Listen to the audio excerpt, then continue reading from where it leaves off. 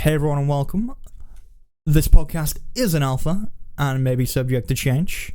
This is episode 10 of the podcast. 10. We made it to double digits. And joining me today is a very wavy boy. So wavy. He's Tef just for a player. Tef for 10. Oh yes. We made it. We did Double make it to digits. 10. Didn't get cancelled. It's... I can't believe it amazing. personally. Yeah. It's frankly astonishing. Alright, what are we going for next? 100? Do you think we could make it to 100? Oh no, I'll definitely be bored of this by then. Yeah, it's going to be a stretch getting to 100, I think. Well, we'll see what happens. You know, maybe the current situation will continue for a lot longer and Tef will continue to be bored for long enough. Oh yeah. See, that's the trick, isn't it? You just got to keep me bored with global pandemics. Yeah. We'll just have to spread a few more of those. Keep them It's going easy. for the next, 90 weeks. I've heard the plague's back, so we can work on that one next. Oh, yeah, someone on a plane got, the Black Plague or something, didn't they, at one point?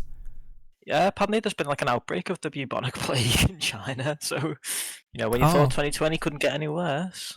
Very cool. Yeah, I heard about someone getting it on a plane, or having it on, a plane a few months back.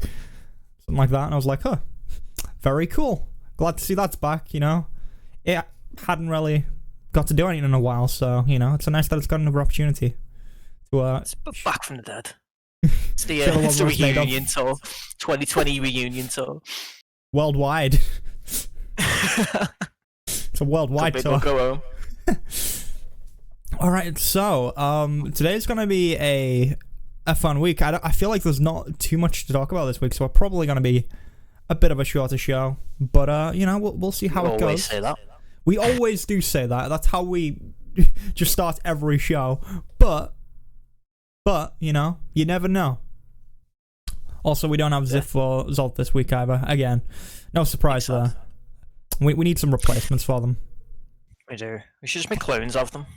Or just merge the two into one being. Ooh. Actually, What would that look like? Yeah. Ooh. Like that SpongeBob episode where Squidward just morphs into every person in Bikini Bottom all at once. Not pretty. Yeah. I know that episode. I'm sure you do. Yeah, You yeah. do. I've God, watched how do you live? many an hour of SpongeBob in my life. How have you gotten through life not watching SpongeBob? It's just, did you not have a childhood? What did you do? I Actually, I played know what video you did. games. You played Shadow of the Colossus. You were the one person playing it when it came out. Yeah, and I was trying to tell everyone else to play it. I feel like there was so many things like that. There was I tried to get everyone to watch Heroes when that first season came out. I was trying to get people to watch Supernatural back in the day when the first season came over. No one ever started off, and then further down the line, everyone's like, "Oh, isn't this thing great?" And I'm like, "This is what I told you all about years ago." And then no one That's 'cause listens you're to always me wrong. Yeah, you're always wrong. until I'm right. Many years later. So you're right. Yes, exactly. One of these days, someone will. You'll all be back in 5 years, telling me how great Mr. Robot is, and then I'll be there yeah, I know, I know, guys. Oh, I'm making a point of not watching that just because it irritates you. I'm not gonna lie. It's a great show. We should all go watch it. But yeah, this podcast is about video games. Is it? Sure. Yeah, we talk about them occasionally, every now and then. No, I'm not very good at that. No. I mean, we could try though. What have you been playing this week, Tef? Have you been playing anything new? Anything interesting? I've been playing the release of Halo 3 on PC, of course. 13 years late. Better late than never. But it's here. What a game. But it's here, yep. I'm playing it with you, actually, mostly, in terms of Halo 3. Because we were hanging out with the Forge, weren't we? That's the new edition for MCC. It was a lot. It was a lot of fun. I'm really glad to just be playing Halo 3 again. But the Forge in Halo 3 needs fixing. I'm just gonna put that out there.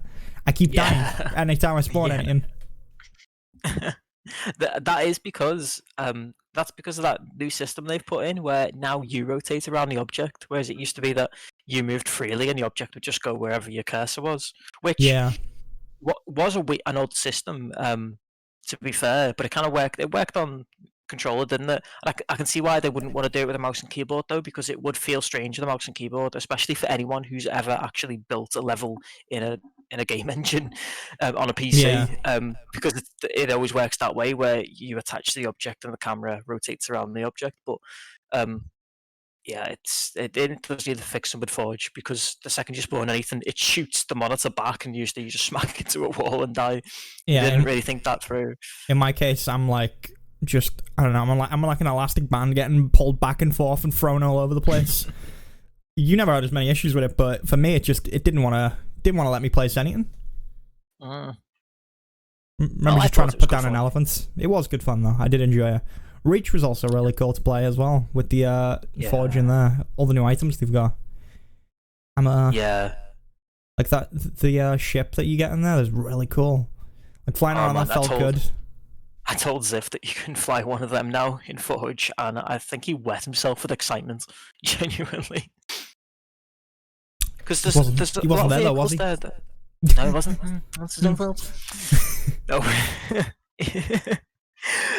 It's he just got so excited because he's such a huge Halo nerd, and there's loads of vehicles that you've never been able to drive before.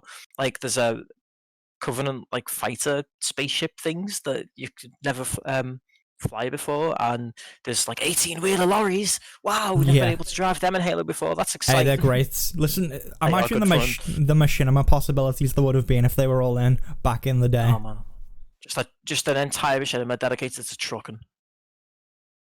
Halo Truck Simulator. Oh, I'd play it. I'd definitely play that. I can imagine it. You know, you got your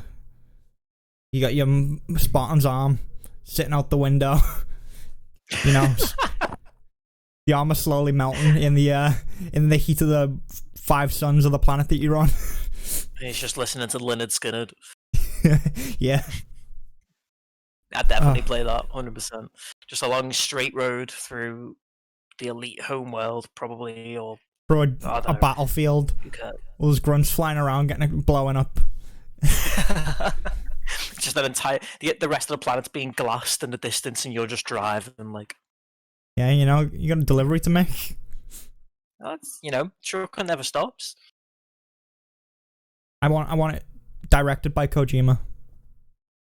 Oh, no, you can't have it directed by Kojima, because he'd find a way to actually make it good. You know what? I'm down for it. It'd be great. I'm up for it. I want to see what he can produce. He is working on another project now, isn't he? From what I've heard. There's one in the works. I mean, sure, yeah, there's gonna be one in the works, of course, but yeah, I don't know anything about it. I don't remember if they teased anything about it. I just know he talked about it very briefly. But yeah, who knows? Halo Truck Simulator by Kojima. I mean, you could just mod Master Chief into Death Stranding if you wanted that, I suppose, but yeah. You could. That's on PC now, isn't it? Yeah, Death Stranding is on PC now. Was that last week? I think that came out on PC. I actually don't know when it came out. It was recently, definitely. It was very recently. I've not had any problems with it as far as I've seen, but I've not really picked it up or looked at it myself. So I don't know. I'll probably play it at some point, because it's a Kojima game, and you know, Kojima's a madman that produces games that I like. So I'll probably enjoy Death Stranding. It's a good game, definitely. Just so different, which is refreshing, because, you know, games can be a bit samey these days, which we'll get into later. That's one of our news topics, I guess. But yeah, what else have we been playing? Halo 2. Been playing a lot of that with Ziff. Just a lot of Halo Master Chief Collection. A lot of Halo, yeah, can't go wrong with it. Playing the Halo 2 campaign. Ziff decided to put the boom skull on, which just puts all the explosions on steroids. So it's just been insanity, basically. Just getting yeeted across the map every time a grenade goes off. It's been good fun. When's that flying skull go? I've still not done that. You got till the 29th. Okay. I believe. Yeah, we're good. We're good. Week and a half. You will not pick that up. That's not happening. I'm just gonna put that out there. Like, you will forget. You will not pick it up. I'll get it at some point. Well, it's okay, because only the host needs it, and me and Ziff have it, so it's fine. It literally took me like 20 minutes of grinding, so... Lazy man. Lazy man.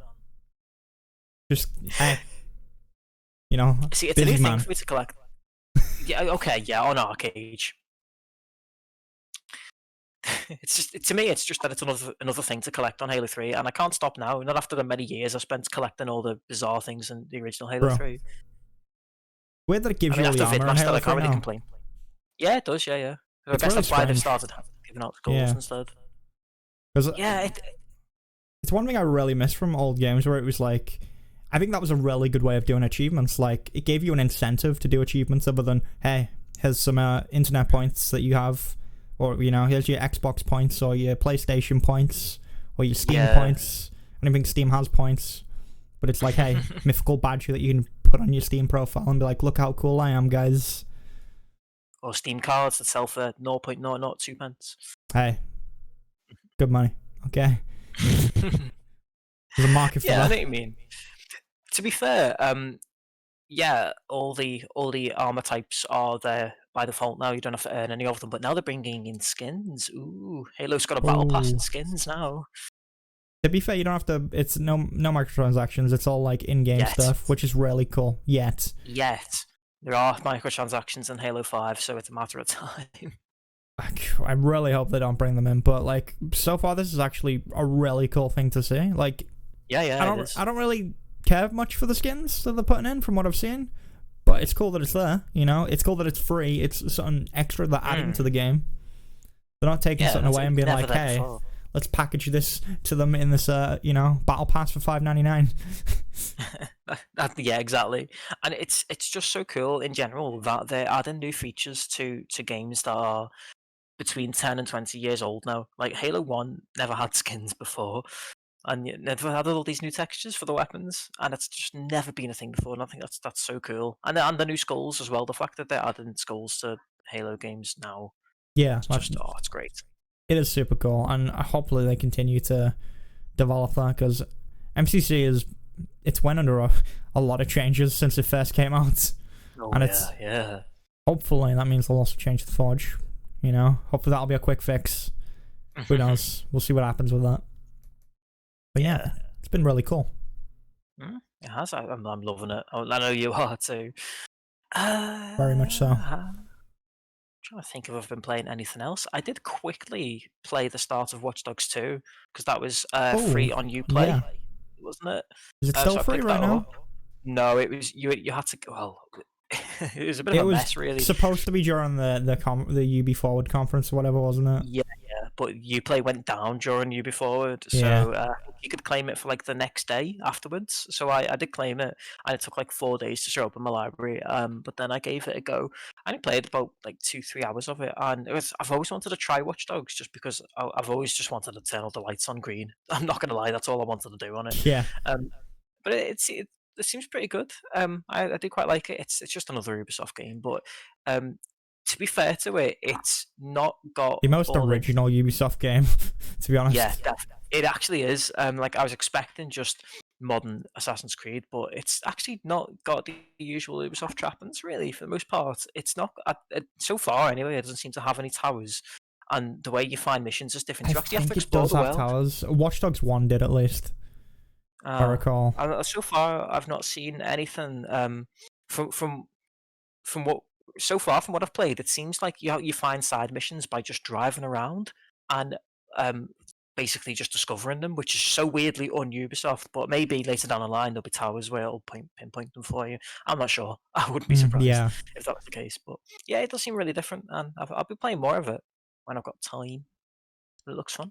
Yeah, honestly, I didn't like Watch Dogs 1 didn't appeal to me. Like I looked at it, it was like it looked like it took itself too seriously, and I feel like Watch Dogs 2 changed that. It looked like it did some more unique things with the series, and then Watch Dogs 3, Legion, it looks like it's going to be doing some really cool things with the series, especially just being able to change protagonist on the fly and stuff like that. Getting to be an old woman and just beat people up. Oh, that's what I'm in it for. That will be good fun, definitely. Yeah. Anything else? I didn't really play that much of it, so I don't really have much else to say on it. But hopefully, maybe next week I can talk more about it if I have time to play it, because it did pull me in, and I will be playing more of it. I've not actually played anything else because I've been spending most of my evenings playing Halo 2 or Halo 3. So, yes, that's me. That's fair enough. As for myself, well, Arcade for one. Arcade. Let me just put that out there. I've been playing a bit of Arcade. Surprise, surprise. Whoa. Had the whole music competition that I got involved in. That was a fun one. Oh, that was Didn't win. fun. Very sad. But hey, it's the way it goes. It's to get good. What can I say? I think, I'll have you know, I think I put a lot of work and effort into that video, and, you know, I poured my soul and heart into it. And I just want to say, it was probably rigged, but, you know, the winner did really, really well. Whoa there. Strong accusations. I actually saw someone reply to a tweet about the winner being like, well, this looked rigged. And I was like, okay. Someone's a sore loser. Yeah. But, no, it was a fun thing to get involved in. And you did manage to traumatize half of Arcade's fan base too. That's true. That's really the whole reason I'm there. Just to traumatize everyone on the internet. Eventually everyone will be traumatized by me in some way or the other. Only in a good way, though, you know? Not in a bad way. Only good traumatize. You know? It's only through, like scary photoshops or really awful video edits, or, you know... the good kind of trauma, you know. Or weird faces that I pull that then get posted in the Discord pre-podcast. Is that directed at anyone in particular there, Zan? No. I would... Okay, cool. Yeah. I can't think of anyone who does that, honestly, but whatever. No, I've no idea. But yeah, it was a really fun competition to take part in. I probably should... I think if I put more work into it and actually maybe advertise about it, because it was one of those like public vote ones where everyone gets to vote, so it's one of those things where you have to kind of advertise that, hey, I'm in the competition, guys. I feel like, you know, if I would have done that, maybe I would have had a better chance. But there's always next time. Who knows what I'll do next time? Will I traumatize half the community? No, I'm probably going to go for the whole community next time. You know, I feel like the goal was big. Yeah, the goal was too low. I wasn't ambitious enough the first time around. So next time around, we'll come out with something even bigger. Something that will just, I don't know, we'll be in a lot of people's nightmares. There'll be a lot of nightmares, that's all I'll say. But yeah, other than that, Halo 3, again, played a lot of that. That was fun. Hopefully we can play more of that with other people that were supposed to show up, but didn't. But, yeah. And then Castlevania, I played through the whole of Dawn of Sorrow again in like one day. Beat the normal mode, and then I beat Julius mode. Julius mode, surprisingly, a lot harder than I remember. But yeah, you were struggling, man. Yeah, I did the thing where I was like, I'd forgotten Julius mode, so I thought the boss was, or Soma, which is like the last boss of the game, was like, I thought you could actually skip bosses, and you can't. You've got to do like all the bosses before Soma. So I skipped a bunch of stuff, missed out on a ton of levels, and yeah, I actually had to go back to the second boss in the game after defeating the last boss in the main castle.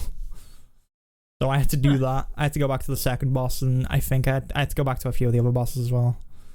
I think it was like the fifth or the fourth boss as well, because I skipped a few. I thought you were the big authority on Castlevania. It's just at Julius mode, I just hadn't played as much. The normal mode though, I destroyed that game. 0 devs. I mean, it did seem a lot harder. I jumped into the stream, didn't I, for like 40 minutes, and the entire time that I was watching it, you were just working away at one boss. Yeah. The problem with Paranoia is I don't know if my brain just at that point couldn't do angles, and the big thing with that boss is angles. Like he has these like 4 mirrors that it all bounces off them, and then you know you gotta follow the thing and be like, okay, it's gonna go there. But my brain just couldn't do it at that point. That did seem so hard to do, like on the fly, because you only get a few seconds as well to figure out where the beam's gonna land, and you, like you said, you've got to look at all 4 mirrors to figure it out. And yeah, for me, that's asking a lot out of me in the middle of a boss fight. Yeah, and Alucard is the only one that can really dodge it because he has his bat form. The thing with his bat form is the animation takes a little bit longer than Soma's bat form, so when you transform, you've got to be even quicker, and you've got to like judge it right away. you could get lucky and be like, oh, it's not going to go along the ground or something, and then, you can get a good, you slide into place somewhere, but if not, you kind of screwed. Also, I completely forgot this about Julius mode, but it takes, like, some of the abilities, like, Alucard can't slide, but the other characters can. Yeah. So what I kept doing was I'd, like, go to slide into place, but when you try and slide as Alucard, he jumps up instead, and it messed me up so many times, and I forgot that was a thing. I don't think that should be a thing. Why can he not slide? That's so stupid. I think it was just to make the game more difficult, because they want to, like, change it. Cheap, though. I get it. I get what it was trying to do. I appreciate it, but yeah, it did make it a lot more hard. But each character has their, like, boss that they can kind of counter and stuff, and you kind of have to figure that out. And, like, you might have to switch mid fight to counter certain things. But it's difficult. I do like playing Alucard, and that Alucard's really fun. But yeah, it was difficult to do. The main game mode, though, I blitzed that. I knew that like the back of my hand. I was like, let's go. I didn't die once, and I got it done like early morning. Because you should. I woke up and was like, you know what? I want to play Dawn of Sorrow. Tweeted that out, and then like a few hours later, I'd beat the game.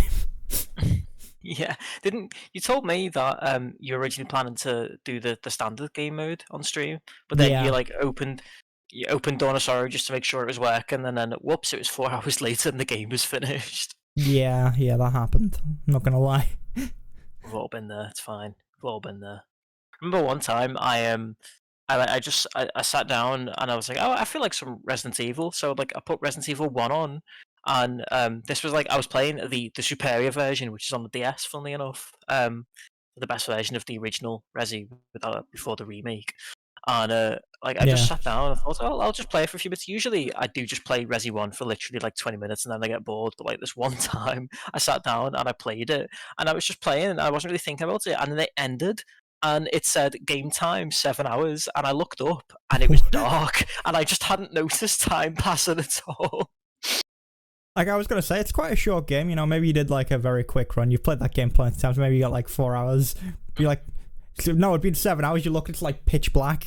Oh yeah, this is back when I was like 13, so I haven't played through it as many times. Probably could do it like 4 or 5 now, like, but yeah, I just got so sucked in and I didn't even notice like the entire day was gone.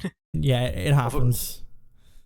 It's always good, that's how you know a game's good, when you can just sit down and get sucked in, and then it's over, and then you're like, oh I've wasted a lot of my day. I don't even think it occurred to me that I was at the end of the game, and when I picked it up, I was starting the game. When you're in the moment, you just forget, and it all hit me when I saw the game results screen, and it was like, well done, you finished the game in 7 hours, and then the shame just hit me, poured down. See, I never had that much shame, because it was only 4 hours, so it wasn't too bad. Could have been worse. Could have been 7 hours, and then I would have been like, oh yeah, I should probably look at setting up the stream. But yeah, I think I also grinded a bit when I was playing, so I hit like level 45 before the end of the game, which yeah, I'm trying to think what I usually end the game on. I think it was like 35, so I grinded like 10 levels, just because I was getting some special souls, because I took my weapon all the way up to the highest level, and then I got all the secret souls, like the Mothman, the Yeti, and the Flying Humanoid. You're like the 3 secret souls in the game. I don't know, how much of Dawn of Sorrow did you play? Like, where are you up to? Yeah, I haven't played it much this week. I'm only up to the Puppet Master boss. Okay, so you're still in the Demon Guest House. Yeah. That's how little of it I've played this week. Yeah. I had ambitious plans to finish it this week. I was gonna, cause all of last week, didn't really have much work to actually be doing in work, so I was playing Dawn of Sorrow on the company dime, and then I had like ambitious plans to finish it this week. But the bastards have actually given me work this week, so I've not touched it. They're actually giving you work. How dare they? Imagine that. How dare? Like, you could be sitting there doing nothing and making money. Bunch of bastards. But yeah, I feel like we're gonna talk about Dawn of Sorrow quite a bit every now and then. It's gonna come up with you and Ziff still playing. I don't think Zep's finished it either. No, but he's been playing a lot of it though. He'll be a lot further than me now. He said he was up to like Zephyr last time I remember seeing it. He was in the Chaos Clock Tower, which is right where the flying humanoid is. If you're just outside that boss door, you just throw Mandragora over there, boom, you get the soul. Just throwing that out there. Good to know, good to know. Yeah. Some tips. But no, I really enjoyed that game. Mandragora is still like one of the best souls in the game, because you can just farm souls with them. Like, it's just this big AoE ability that you can throw out and does a ton of damage. So I just leave a room, come back in, throw it out, kill free. There was like one point where I was killing a Valkyrie, a Lilith, and a Ghost Dancer all at once with it. And then because there was a Ghost Dancer there, it was farming that soul, which increases over level, and that's got 9 levels. And every time you get a Ghost Dancer soul, it increases your luck, which then increases your chances of getting even more souls and more items. So I just kept doing that over and over until it was maxed out. Very nice. Nice touch. Must be a bit of a nightmare to get that Mandragora soul though, because killing them is pretty difficult, considering they kill themselves like 2 seconds after the spawn. I don't remember. I got it pretty easily because I got it when you first encounter them in the Garden of Madness. No, unless that counts as a kill, but like they do just pop up and kill themselves. No, it doesn't. You've actually got to kill them. I'm trying to remember what I did exactly. I think my sword was able to kill them. I was using the great sword at the time. Because again, the great sword was all I used for the game. The great sword's brilliant, to be fair. You're not wrong with that. It's always been one of my favourite weapons to use in Castlevania games. Just any sort of great sword.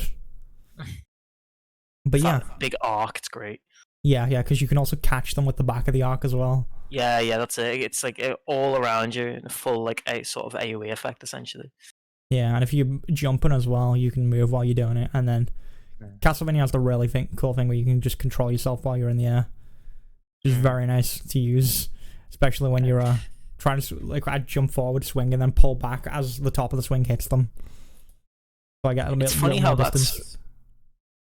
It's funny how that's like so important to the gameplay in like the Symphony of the Night style Castlevanias. When like in the original Castlevanias, when you jump, that's it. You're locked into that jump for the next like 5 seconds. Yeah, they're very different compared to each other, because it just feel I can't play the old Castlevanias anymore. Like I try to, but they feel so just so I don't know. They're intentionally clunky, obviously. You've got to think carefully about every move, which it's kind of like Dark Souls in that way, I guess. Not meant to do that, but there you go. It is the Dark Souls. It is the Dark Souls of games.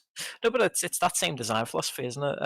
I mean, they're really good, but I think you have also to that be was like a mentality back then, where a lot of arcade cabinets and stuff. Like the idea was we're gonna make these games intentionally hard, so you keep throwing coins in. You know? That's true as well. But it's you have got to go in with the mindset of it's a different game. I think you can't think of it as a Castlevania game in the same sense as like Dawn of Sorrow, can you? You've got to think it's a separate, because it is essentially an entirely separate game series, because the games are totally different. It's not a Metroidvania. Like the like that's the difference between the Castlevania. There's the like standard Castlevania games, and then there's like the Metroidvanias, which were later down the line. That's it. Like the original games don't even have they don't have any of the RPG elements. They are they're essentially beat 'em ups, really, aren't they? Because you're just walking forward and killing enemies. I mean, I've beat like the first one, and then I've played them, but I've never really, I don't know, I could never really get into the early ones as much, because I'm all about the Metroidvania style of Castlevania. It's always been the thing that appealed to me more. That's fair. I'm like that. I kind of sometimes I'll pick up the first one, you play it for a bit, and it's good fun while you are playing it. But it's not that complex really. It is just a case of practicing until you're good enough at it, and it's not got that complexity that the RPG ones have. So I remember, I think Castlevania 1 I played when I was like very young. I played it on an emulator, if I remember. Was it on an emulator? I don't know what I played it on. I might have played it on an emulator. I played it on an emulator at some point, I know that, but I also might have played it. I don't know. I actually don't think the original Castlevania doesn't get re-released. Hardly ever. I actually can't think of a re-release that it's had. Like they re-release all the kind of 16-bit ones Did all they the bring it time. on Game Boy? Was there a re-release of it on Game Boy? There was one on the Game Boy that I think was kind of inspired by the original, but I don't think it's exactly the same. Okay, yeah, I thought there might have been. Yeah, there's Castlevania The Adventure on Game Boy, which is yeah, it's its own thing, but it's heavily inspired by the original Castlevania. Okay, yeah, I just wasn't. I'm sure there was a remake of it, or one that was brought over. Castlevania 1, 1986. Mamma mia. It's a very old game. Yeah, it's on the Switch. It's on the PS4. Is it? Yeah, apparently. I've just seen it under platforms when I googled it. Huh. I know there's a Castlevania remastered collection, isn't there? But I don't think Castlevania 1's on that. I don't know, it says platforms there. It was on the NES as well, so... Yeah. I probably played it on the NES, to be honest, because I played it. The NES was my first console. Oh, really? Oh, I always forget about that. God, yeah. Yeah. Hello? Did you lose me for a second? About that. No, I thought you lost me because you went, oh, no. Yeah, I tell a lie anyway. I was completely wrong about that. The Anniversary Collection does have the 8-bit Castlevanias in it as well. It's got 1, 2, and 3, as well as the Game Boy ones. Actually, they're on there too. I might pick that up. Yeah, that'd be a good little playthrough. But yeah, 4's not great, but the other ones are very cool. Yeah, I must have played it on the NES. And 2's not great either, actually. I'm trying to remember what I had on there. There was obviously I had Duck Hunt and Super Mario on the same cartridge. That was what I used to play that a lot. And then, you could always cheat with Duck Hunt because you could just put the gun right up to the screen and just press the button and it would kill them all. Those were the good old days. That's so crazy that you had an NES as your first console. Because that was I mean, we were born the year the PS1 came out, so that's how many generations you were behind for that to be your first console. I mean, it was at my grandparents', so it was just I think it was my uncle's or something. So it was just something that I played. We had a PlayStation 1 as well, but I think the NES is what I played first. And then we also had a GameCube. There was an N64. N64 my uncle had as well. So it was all stuff like that, so I got to play some of the earlier consoles. Oh, we are cutting out now. I think I've just lost you. Yeah, I lost you a bit. Hello? Hello? Oh. Hopefully we don't have more dips like that. That was a bit dodgy. That was... But yeah... You're okay there, pal? I mean, we've only dropped 2%, so it could be worse. But yeah, that's why I've had some of the earlier consoles. So it's cool. Cool that I had that. But yeah, that's trying to think if there's anything else I've played. I think that's all I played recently. Again, I don't feel like I play much new stuff. We need to do more of that. I just, there's not really been a ton. There's not much coming out at the minute anyway, to be fair. We're in that lull now, the summer lull, before the Christmas games start coming out, so... I mean, Ghosts of Tsushima did come out, though. I believe that's how it's pronounced. Tsushima. But yeah, that came out, and the new Paper Mario came out, and I think that's going to be it now until September. Yeah, do we want to talk about Ghost of Tsushima? Because if we're done with what we've been playing this week, because I know you wanted to talk about it briefly. Yeah, I thought it was going to come up in our news section actually, but it's not, is it? So yeah, we'll talk about it now. Yeah, I don't know. I've not played it. I started interested in looking at reviews of the game because we were discussing how generally it's getting good reviews, but then when you actually read the reviews, everyone's saying it's actually quite dull. Like the side quests are really dull and the story is really dull. It's just a fun world to explore. And I think it's gonna be one of those games. So I'll probably pick it up a few years down the line when it's cheaper. But it seems to just be another one of those open world Ubisoft style games where I think it seems like everyone's beginning to get a little bit sick of them now. Like I've been feeling that way for about a year or two, but I was I've not feeling played when a I was reading Ubisoft these game reviews since. that Was Far Cry 3 probably, or was it? wow, that is going back a while. Or was it Assassin's Creed 3? What came? It was probably Far Cry 3 was the latest. I can't remember. I'm trying to think. I think Far Cry 3 came after Assassin's Creed 3. Yeah. Far Cry 3 was 2012. It's going back a bit, isn't it? Yeah, Assassin's Creed 3 was 2012 as well. So yeah, you've not played one in 8 years. Wow. Yeah, I just got bored of them, and then everyone said Black Flag was really good, but I don't know, at that point I just didn't care enough to actually pick it up. Which I might still play at some points, but who knows? I've said that for 8 years. But yeah, I don't know. From what I saw of Ghosts of Tsushima, a lot of people said they really enjoyed the gameplay. The game looks beautiful as well. Apparently, it's one of the best looking on that console. But I mean, we are at the end of the generation life cycle, so it's no surprise. But yeah, apparently it looks really good. Apparently the gameplay is really good. And I have seen a lot of people say it takes a lot of the best elements of Assassin's Creed. Like some people were saying it's like what Assassin's Creed was or what they wanted it to be. From what I've seen, apparently. Go on, what you saying? Sorry, go ahead. I was gonna get you. I think that's interesting because it seems to me, from what I can see so far, again I've not played it, so I could be wrong, but it does just seem to be more or less exactly the same as what the current Assassin's Creeds are doing. Although to be fair, I think it's got better stealth elements because stealth's just gone from Assassin's Creed now for some reason. Last 2 games it's really not been a focus, but it doesn't seem that difference unless maybe it's just a kind of game feel situation where it feels better to play, but to look at I can't see any like new features or anything that would I think a lot of people have mentioned how the combat feels very good. I know they've got like a standoff feature as well or something. I don't know what that is about, but apparently everyone likes that. That's apparently really cool. Yeah, there's like a kind of dueling thing that you can do, and I know there's also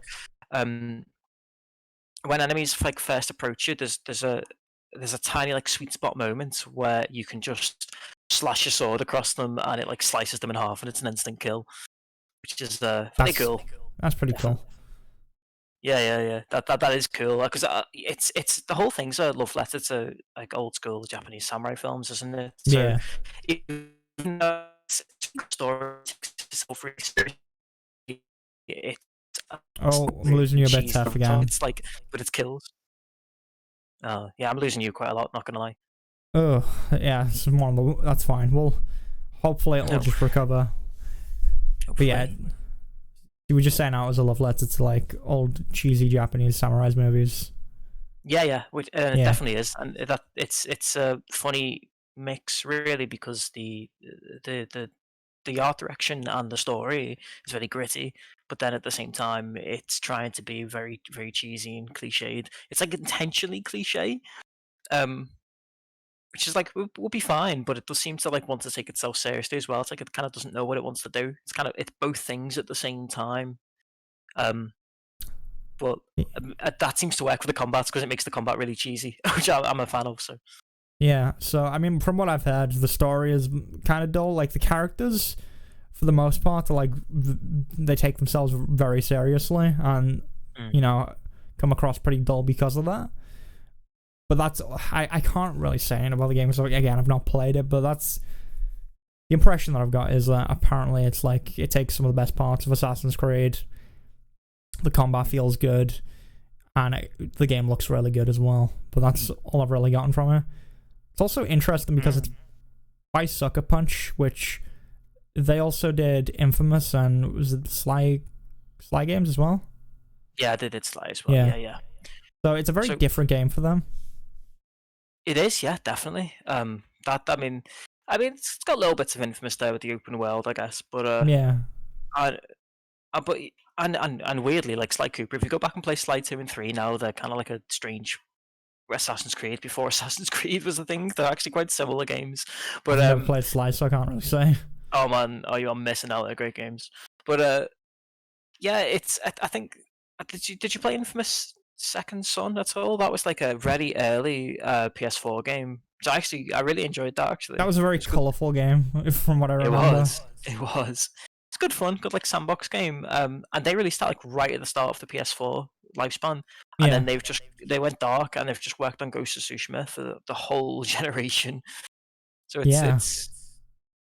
it's cool to see what's come of it after all that time. But at the same time, I expected the side quests and the world in general to have more flavor because the amount of time they put into it. But apparently, it's quite copy pasty. It's a bit disappointing. I think that's I saw someone mention how it has like very Far Cry elements. Like I think it has the outposts sort of thing where you go in to an outpost and take it, kill everyone there or whatever. I think someone mentioned it having something like that. Don't know if from what I've seen of the gameplay, it does seem to have. I don't know if it's like a mechanic in the same way it is in Far Cry 3, but you definitely can just go into like a village and slaughter everyone in that way, and like hide on the outskirts and snipe them. All that sort of thing is there definitely. But yeah, I mean it's interesting. It might be something I pick up at some point. I know. I'm trying to think. I think Zephyria actually is playing through it, so might head back from him, see what he thinks of it as well. That'd be interesting. Yeah. Yeah, would be interesting. Apparently we're at the 46-minute mark. We haven't even got really into the news yet, so that's good. We're doing good. We are so good at this. I love it. Rambling on, but yeah, shall we actually get straight into the news that we've got then? Yeah, let's do it. All right, so the first one, which is it's an interesting thing, is Metacritic looking at delaying user reviews for I think it's like 48 hours after the game launches. It's actually already a thing. They're not looking into it. It is happening. Yeah. So sorry, I cut you off then. No, that's fine.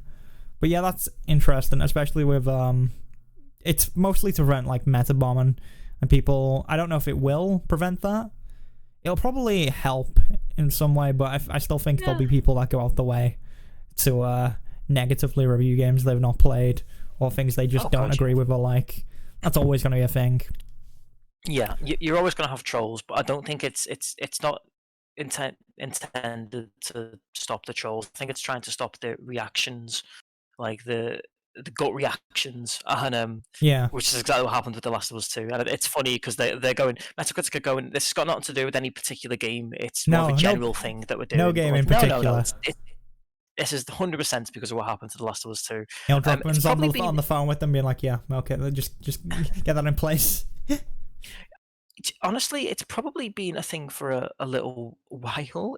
People didn't notice until this week when Paper Mario and Ghost of Tsushima came out, and because they're the first big games to come out since The Last of Us, and Paper Mario especially, there was a good chance that was going to get review bombed. So I can see why they wanted to do it with that because the last few Paper Mario games have not been received well because it started as an RPG series. I played it on on GameCube or was it GameCube or Yeah, it was GameCube. It's been on 64 and GameCube. Okay. So the one on the 64 and the GameCube. Yeah, well, there was two. The two original ones on the 64 and the GameCube were RPGs, and then from the Wii onwards, they've started dropping more and more RPG elements, and it's kind of become its own thing now. I don't even know how you describe it from a genre point of view, because it's kind of like an RPG light, but also sort of an action game now, and it's gotten further and further away from its roots. The reason for that is because the Mario... Mario and Luigi Partners in Time. It had a whole thing where... So... Yeah, okay. Sorry, what do you mean by what whole thing? So in the battle system for Mario and Luigi Partners in Time, it was like an RPG where you go for you have some stats, some stuff, some items you can use in battle. But when you actually used an item or you were going to attack, you had to time some of your attacks. You had to time presses and stuff and use. Yeah, that's right. Okay, was that what it's like now? No, that's what it was originally like. Actually, that's the problem. Oh, okay. So Mario and Luigi and and Paper Mario had really similar battle systems.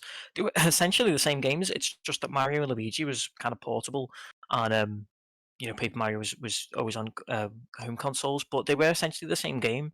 And I think Nintendo just wanted to differentiate them more because it's not really Nintendo style to have two game series running at the same time. They have the same gameplay. It's just not what they do, is it? Especially when they're both Mario games. I think they just wanted to differentiate Paper Mario more.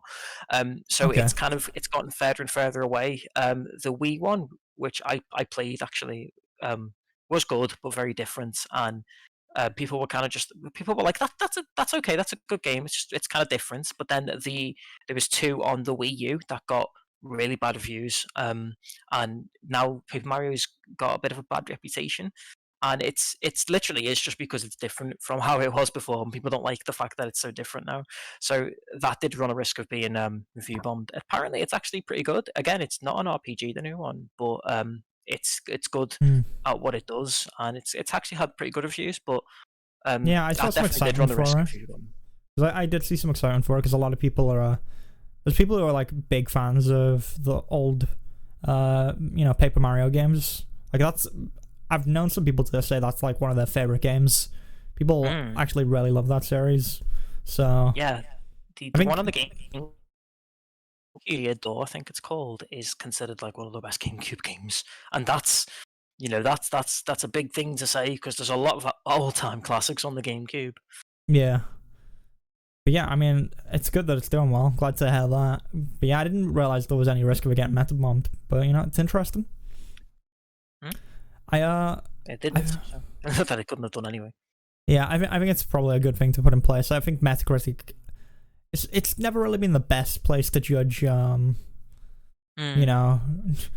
your game, and there was that trend, which is probably it is still a thing where, if a game doesn't do as well on its Metacritic score, then people get shifted around in these devs.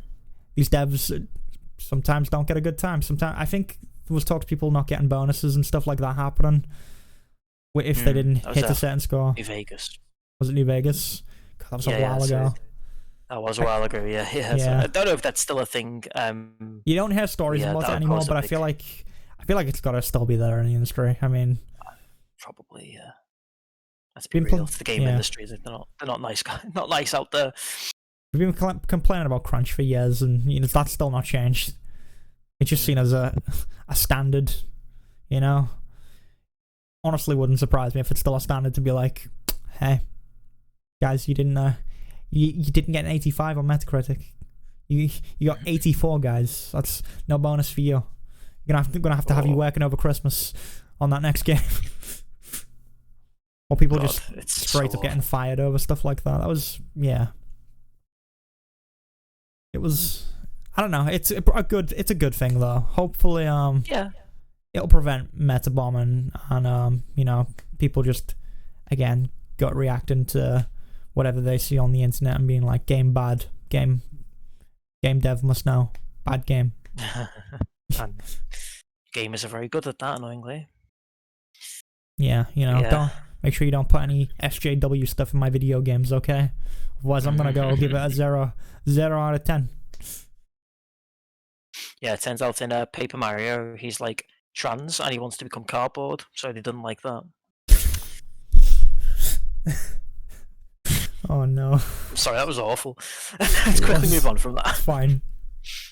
So Microsoft are discontinuing the Xbox One X. You really did swiftly move on there. But yeah, they are, which is very, I don't know, that's very quick. I think it's to clear up the distinction here. The Xbox One S, the standard Xbox One, is still being made, but they're stopping the X.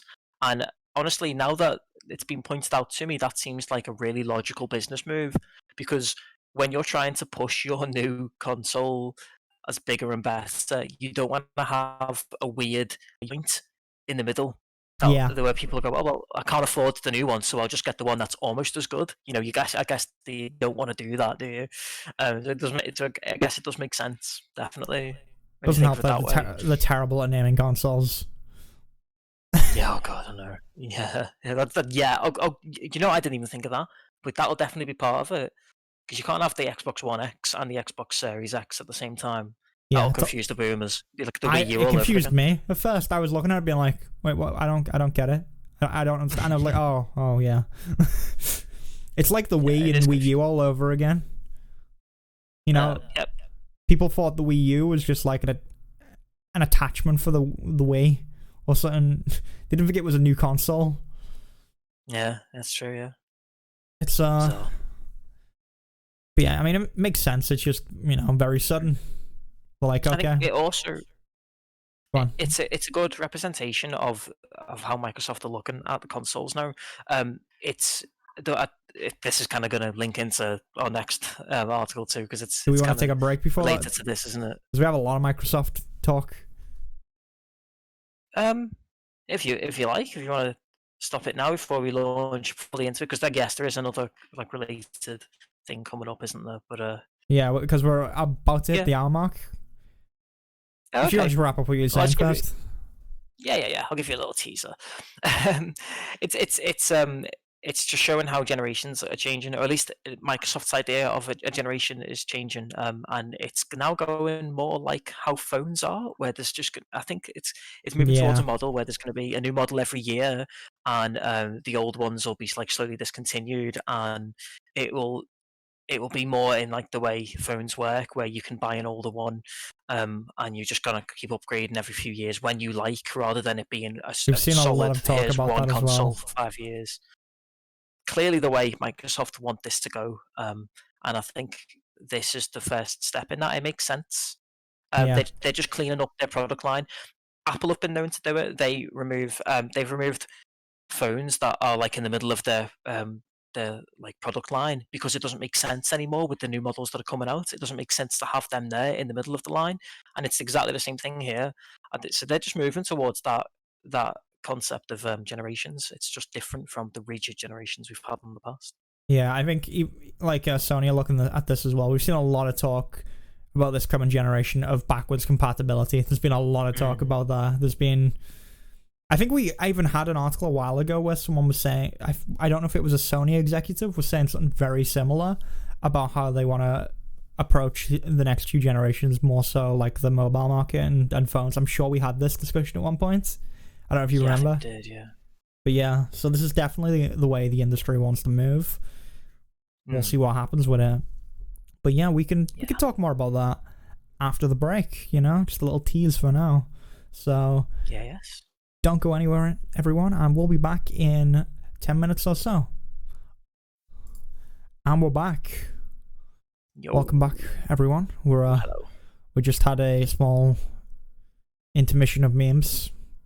Hope you enjoyed the memes. I, for one, did.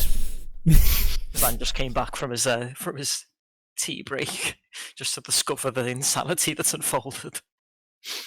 Yeah, It's fine. It's fine. Fine. There'll be plenty more faces for all. Don't you worry. Keep watching till the end. Stay tuned, kiddies. Yeah. Plenty of faces for surprises throughout. But yeah, so the news. Yeah. We were just discussing how Microsoft were discontinuing the Xbox One. The Xbox One S. But no. Yeah. Sorry, the Xbox. One of them.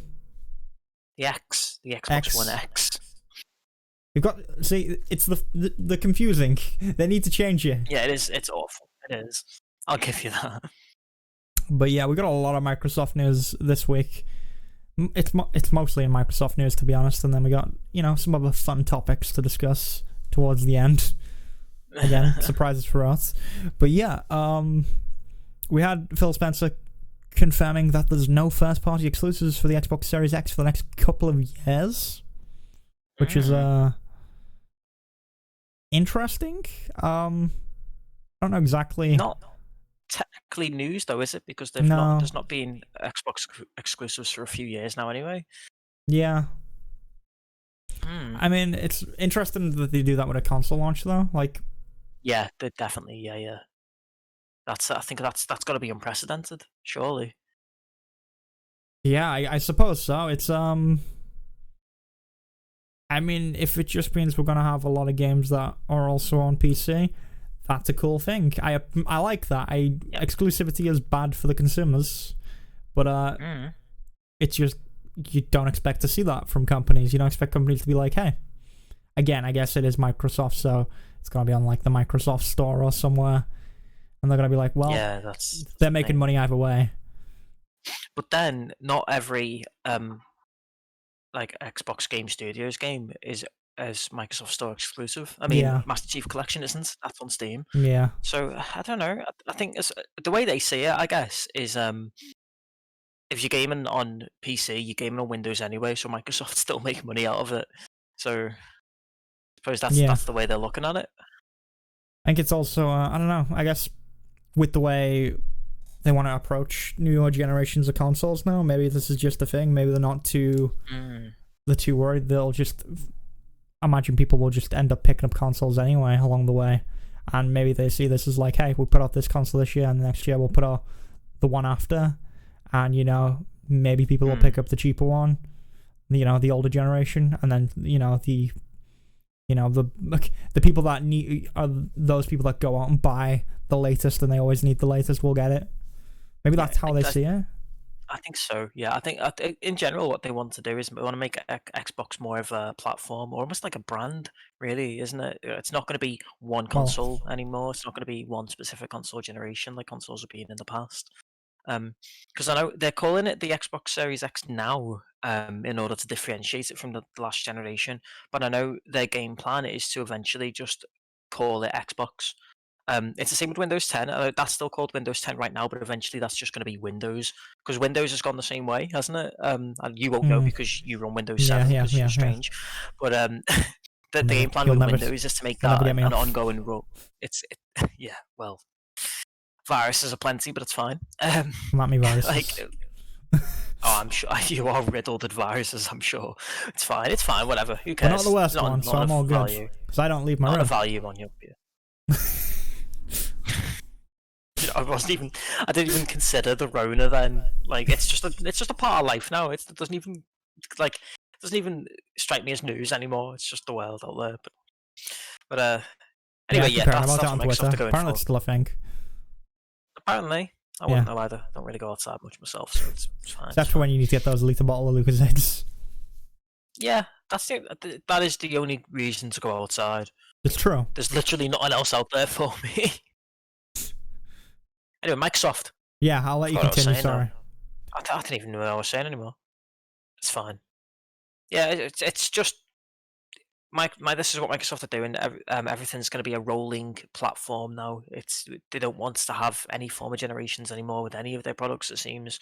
I think probably it's going to end up slowly morphing into some sort of subscription service, because that seems to make sense, really, doesn't it? When you don't tend to get these rolling releases unless there's a subscription, and I'm not sure how they're going to keep like the latest console or whatever. Can you not like pay like a not like a rental? What is it called? Where you pay for it in like increments? Yeah, like financing it. I know what you mean. Yeah. Well, you can buy a new console on finance, but I wonder if it's going to move more towards. Apple have a system where you can buy like a phone or a Mac on finance, and you'll pay in increments.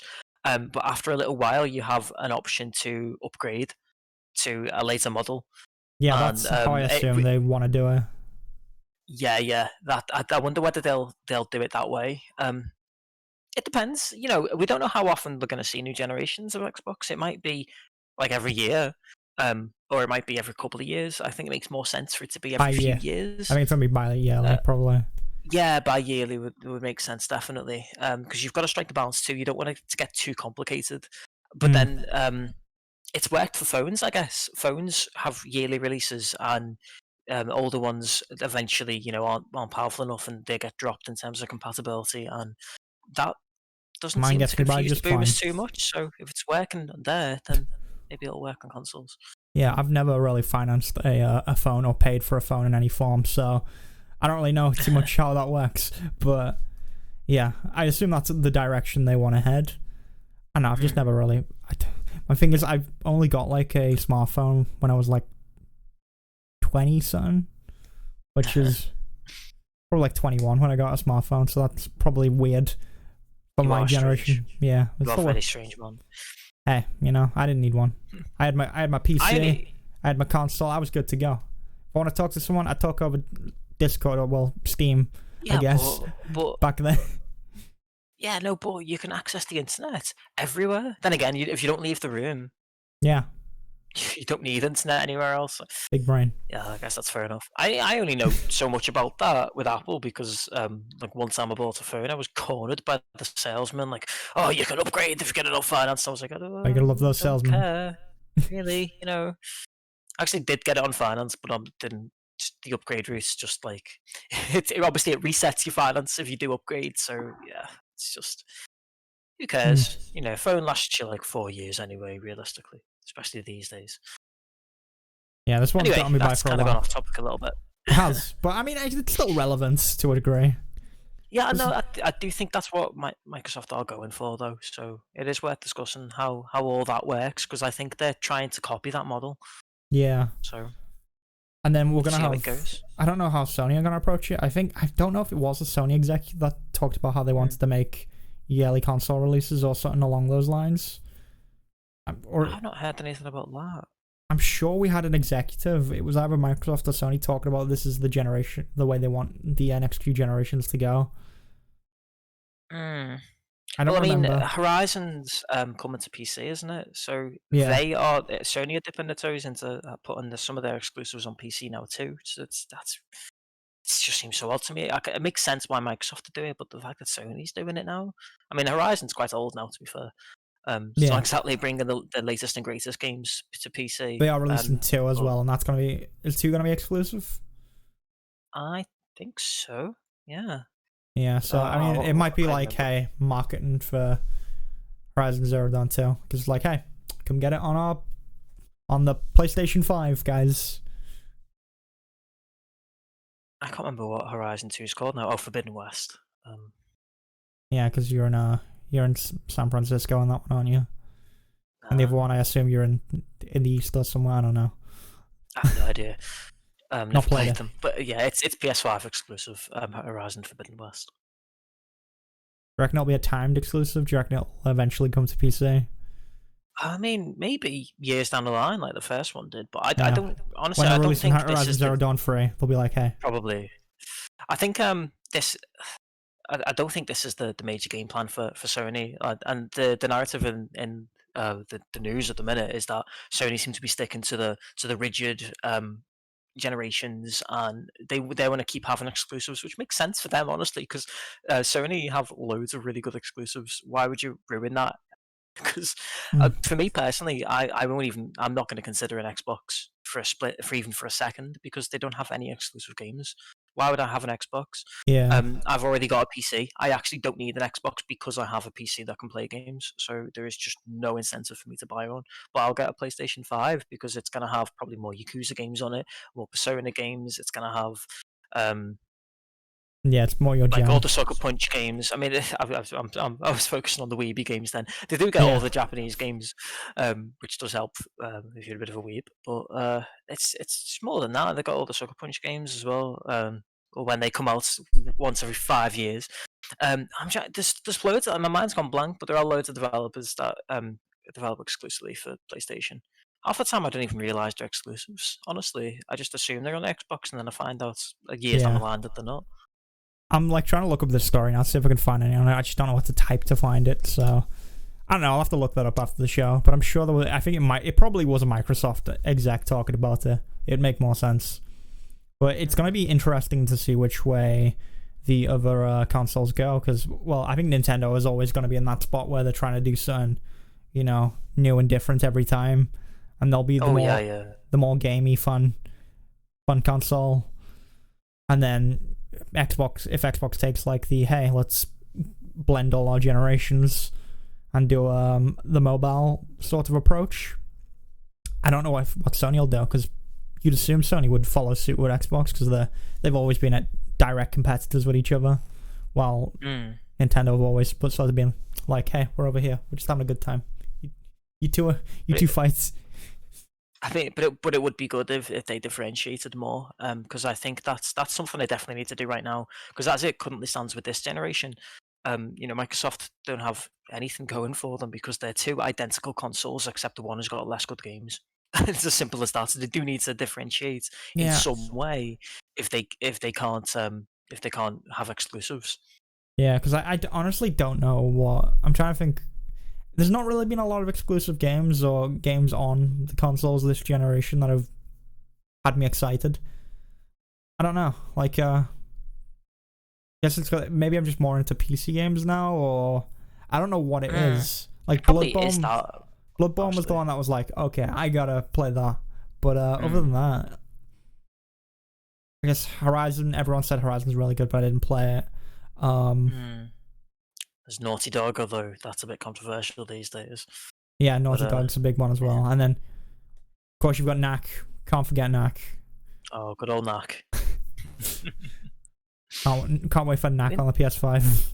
It's coming. You joke. They'll make it. You know they will. They've brought back those funny little robots from like the Playroom or whatever it was called. Yeah. I can't believe they're back, honestly. But there you go. I mean, hey, we'll see what happens with that. It'll be interesting to say the least. But I forgot how we got here, honestly. Well, it was the news item, wasn't it? They were the first party no first party exclusives. Yeah. For the first few years. Yeah, I guess there's not much to say specifically about that because we already we could have guessed that because they've been doing that anyway. We just went off on a whole train of thought there, though, that I didn't realize how far away from the station we'd go. It's fine. It was all relevant. Yeah, it was. It's an interesting discussion.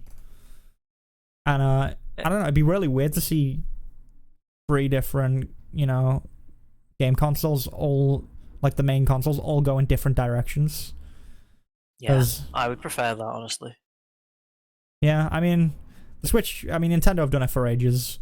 PlayStation and Xbox, though, have always been like at each other's throats the whole time for like several generations, so it's just gonna be a bit weird to see them go different ways if they do. Yeah.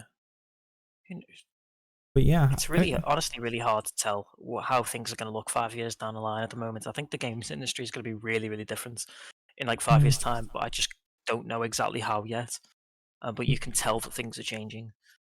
Yeah, it's still like a young industry compared to a lot of other industries, so still got a long way to go. Hopefully there'll be a lot less crunch and, abusive workers. That would be good. Wouldn't we enjoy that? But yeah, that's all we can really say on that, honestly. Yeah, I think so. Other than that, Phil Spencer does have more to say. He's not done yet. He has no regrets. He has no regrets about shutting down Mixer. Did I say regrets? Did I say that? No, it's a meme, isn't it? No regrets. Is it? No, it's not that he doesn't. It's not that he does.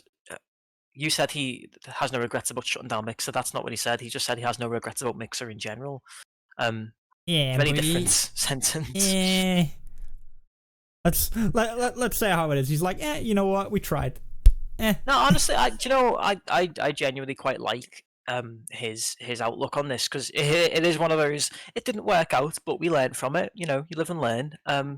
It's a good way of looking at it. I think if you're part of Microsoft Game Studios or Xbox or whatever brand you might call it, you kind of have to have that mindset because they've not been succeeding all that much in the past 10 years. So, I think he's got a good way of looking at it though, and they are learning from their mistakes.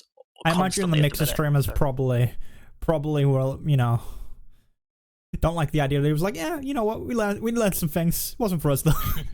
I think the Mixer streamers are probably still trying to find their feet, I guess. I don't know where some of them came back to Twitch, some of them went to Facebook, I assume. I don't really know. I don't know any Mixer streamers. I don't really follow a lot of streamers in the small streamer community, so Tut. yeah, hey, you know, I do my own thing.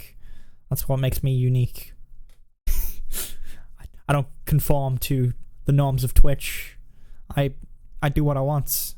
I'm a strong, independent streamer who's digging a grave. That's apparently digging a grave. Tef, stop, cut me off, please. Stop. No, keep talking, by all means. Don't mind me. I don't think I was digging a grave, okay, you know? It's fine. It's fine. It's not. I didn't say a word. Didn't say how word. What? Oh, what? What? Whatever. But yeah, I don't know. Hey, Mixer, yeah. Yeah, it was. I don't know. I think the way they handled the Mixer getting shut down was probably not the best, because some employees and streamers didn't know until the same time as streamers for a lot of it, and it was like, that's not good. Wasn't the best way to handle it, but you know, Phil Spencer has no regrets. So, I mean, he's still got a job, so of course he's got no regrets. Yeah, but it's again, this is going to lead into a lot of talk about streaming in general and the streaming industry, because it's that time of the week. You know what time of the week it is, Tef? It's Tef's time. Unfortunately, no. It's time for the weekly Dr. D updates. Oh. Someone play a theme tune. Yeah, that's best I could do. I was put on the spot. Okay. But yeah, we've actually had a bit of an update. He had a whole interview, and he released a teaser for him coming back, his comeback, which he then turned into I think it was probably produced as a full single, and then he threw that up on YouTube as well. It's very on brand for him, the way he's handled this ban, just in general. The way he's done it. Pretty much. But yeah, it's really interesting, and I'm really curious to see how this is gonna affect the industry. I don't know if we'll ever get a reason for why. I honestly don't think many people know.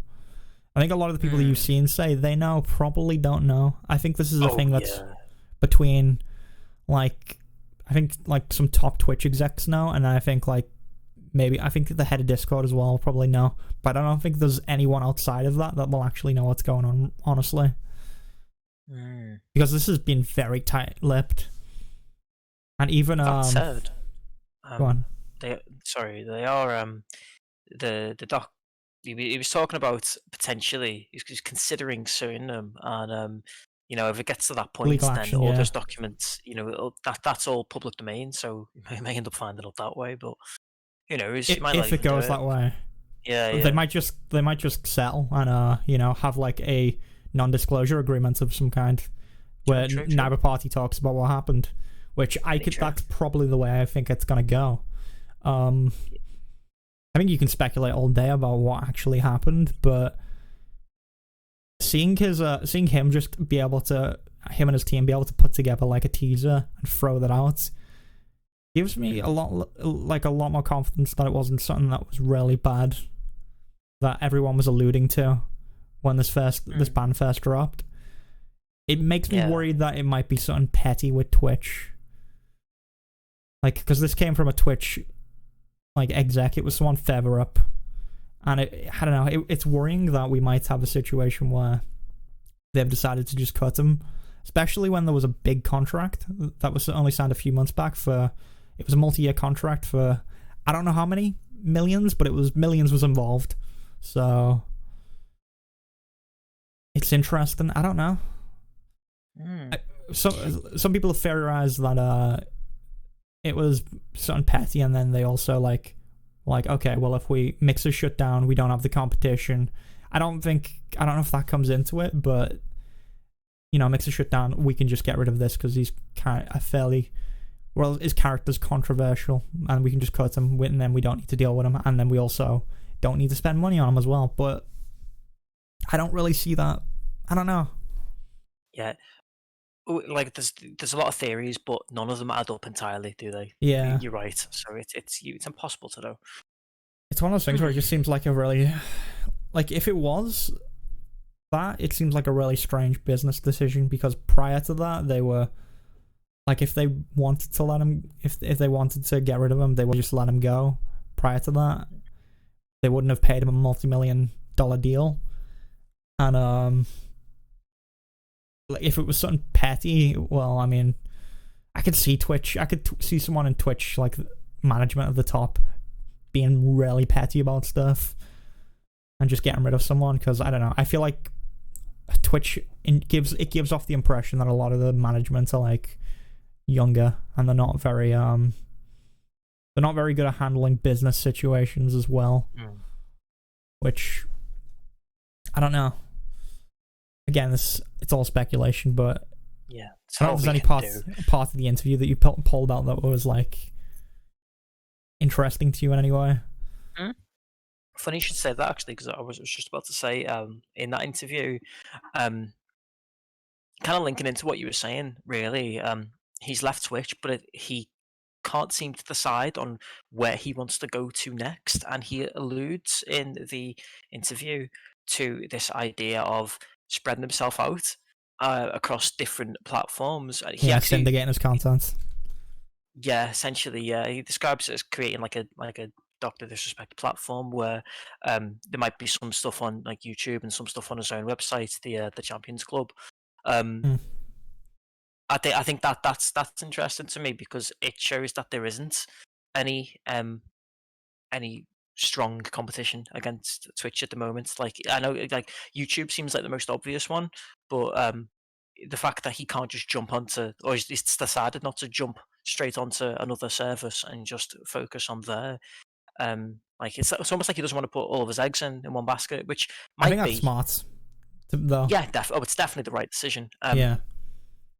I guess there's two ways of looking at it. It could be because there's no obvious contender for Twitch, and he just wants to, not sign with someone who's, and then have a mixer situation.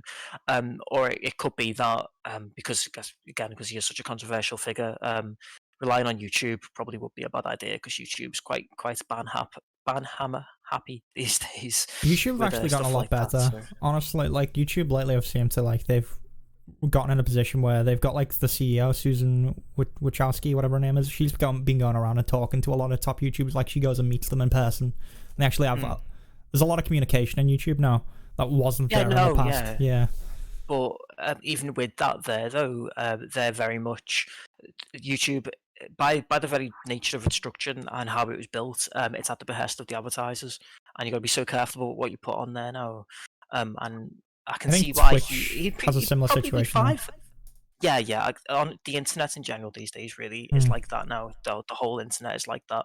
But I could see why he wouldn't want to put all of his eggs in one basket. He would probably be okay on YouTube, but you wouldn't want to take the risk, would you? It'd be a good idea to maybe put some stuff on your own website as well. I can see why he doesn't want to rely on another company, and why he wants to put like some of his content on his own website. Especially if he got banned by Twitch. Like, if he got banned by Twitch. Exactly. Yeah.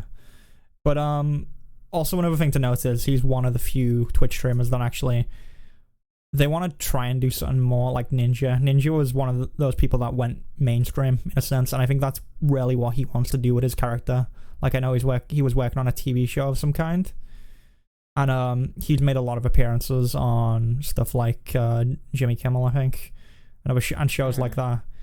He's weirdly, his character might come across as like controversial, but also he gets a lot of market and brand deals. He seems to do really well in that sort of business environment, and I think what he honestly wants to do is get his content in as many places as possible and become more. He wants to be more than a streamer at the end of it all. So that's why I don't think he wants to sign with anyone specifically. And yeah, I think it is a good thing, because, hopefully we'll see some streamers take that, because the only person who's really done that is Ninja, which is why signing with Mixer was a really good thing for Ninja.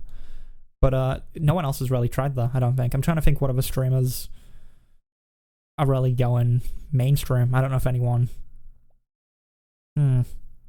It's not really that common with streamers, is it? Like, YouTubers seem to do it all the time these days, but there was streamers. Fred was a big example of that, wasn't he? Fred. Yeah, he was like a really old school YouTuber that the one with the squeaky voice or whatever, and he he was on like Nickelodeon or something, wasn't he, at one point? Yeah, I totally forgot about him. Wow. Yeah. So that's something Yeah, that's something that's like happening on. That's gonna happen with Twitch. I'm sure we'll see some other streamers try and do that in the future, but right now it's only been like Ninja and Dr. Disrespect. No one seems to have that much ambition in that regard. Like they want to build something online. Too. Yeah. Like I mean, I guess like I'm trying to think of. There's like Courage JD. Is he the guy who owns 100 Thieves? No, I don't think it's Courage. There's someone who's the owner of 100 Thieves. Hold on. I'm mixing people up. What you're talking about, pal. 100 Thieves is like a big esports org. Oh right, okay, yeah, I wouldn't know then. Oh no, hold on. I always mix up Courage JD with this guy. Whatever's. I can't find the owner. Why can't I find the owner? Well, I've just googled it and apparently it says Drake is the owner. Yeah, so I think Drake is affiliated with it in some form as well. Oh god. So yeah, like the only other esports org that has potential going mainstream other than 100 Thieves is FaZe. I believe FaZe already have like Zolt was talking about this, but I think is it Manchester United or someone have the FaZe logo as a sponsor on their uniform or something like that. So that's interesting. Yeah, they're the only other people that have like the potential going mainstream, and maybe some influencers within that could also reach that point, like Nadeshot, for example. But I don't know. I don't know if Nadeshot has interest outside of esports. I don't follow 100 Thieves or any of that stuff. I'm not. He was more like the Call of Duty scene, from what I understand, and I don't have much interest in that, unfortunately. Yeah, he's an ex Call of Duty player, isn't he? Apparently, yeah. So. Who knows? I mean, I guess the thing about streaming is, compared to like YouTube, there's a lot of big YouTubers out there. It's just in general a much bigger platform and has so many different scenes. Yeah. So many more people who have enough influence to break out of the internet. But I think the pool of people who could do that on Twitch is much smaller. Yeah, like I'm trying to think. Like, I wish I could look at the numbers, but YouTube gets so, like billions of people like just views and stuff a day. Compared to Twitch, Twitch gets like none. Twitch is like probably not even a third of what YouTube gets. So yeah, and to be fair, YouTube's got much broader too. It's not just gaming. Yeah. Like most of the people who do manage to break out of YouTube are more the kind of vloggers and like makeup and stuff like that. You know, the beauty side of YouTube, because I guess that's got the drama side. A lot more that you can do outside of the internet. Gaming is mostly just internet, isn't it? Internet based, really. Yeah. So. Yeah, I don't know. YouTube was like Twitch has tried to do this, where it's tried to make the audience more broad. Again, the IRL section, stuff like that. They've got some like chess has blew up on Twitch recently. Like they've had GMs come on. Like so, you've got like Grandmaster Hikaru, one of them. I don't know. There's been a couple. There's another one whose name I forgot. But chess has been a big thing on Twitch. They've like tried to do the IRL section, and what they tried to do with the IRL section. So it's called Just Chatting now. Sorry, it was called IRL like years ago. But yeah, they tried to make the Just Chatting section just to be like, hey, this is Just Chatting. Then they tried to have like, hey, this is the art section. This is this section, and everyone just streams on the Just Chatting because they're just like, this is just IRL. And they've not been able to fix that.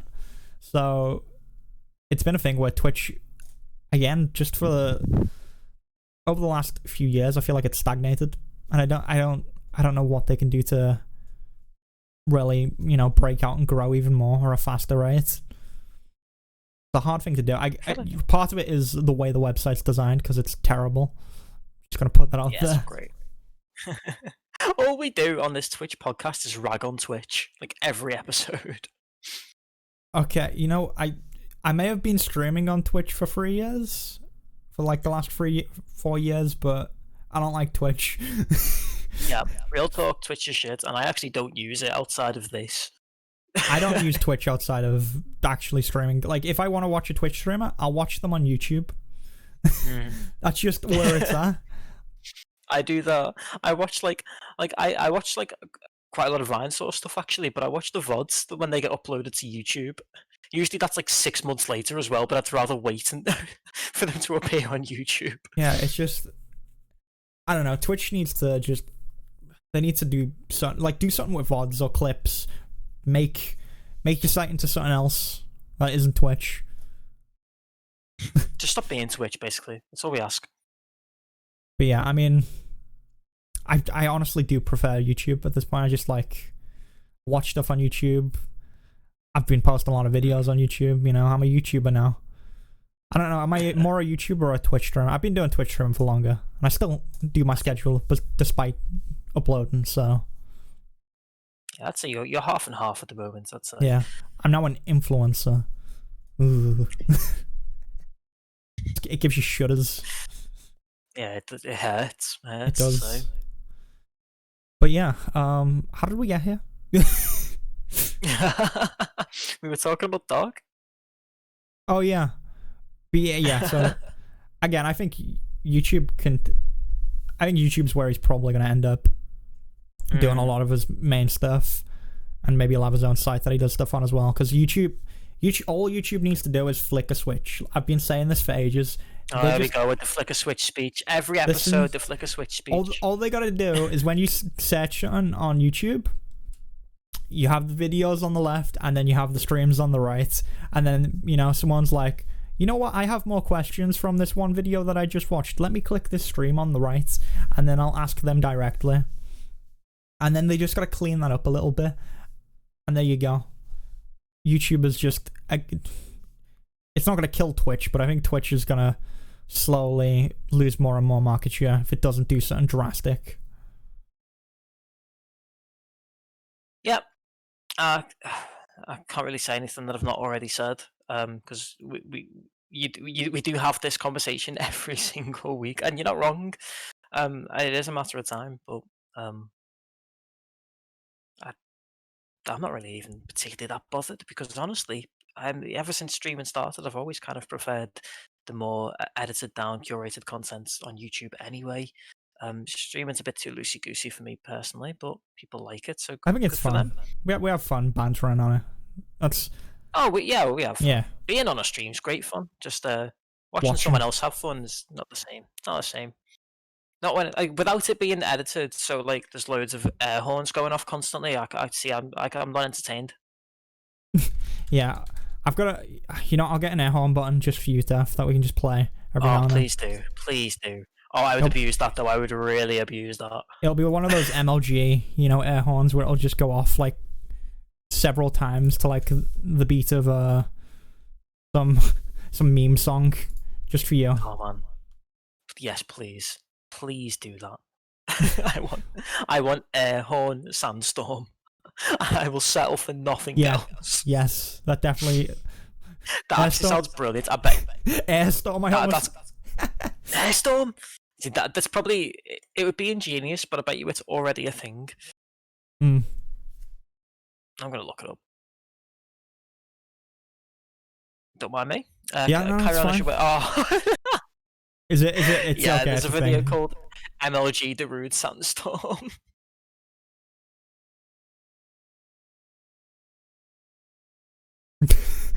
I can just losing it over there. It's so bad. It's not even funny. It's just dreadful. There I'm we laughing go. at it, not with it. I'll set that as a button for you, just for you, Tef. Anytime you join the stream, I'll just play that, and that'll be like your like WWE intro. Oh yes, and I swagger into the air horns. Yeah, that's all I want from life, really. So just have an air horn soundtrack follow me around. Simple thing that would improve my life greatly. So Dr. Disrespect is how we got here. I mean, I guess he is kind of, a WWE like heel character. That's kind of what he does. He has like the heel of Twitch. Yeah, that's that PC Gamer interview said that, and I thought that was brilliant because I've never thought of it that way before. But that's exactly what he's like. It's a great way to describe it. I think a few people have described him like that before, but hey, we'll see what happens with him. Tune in next week for the updates. If we get any more news. Just slowly turning into the Dr. Disrespect stream.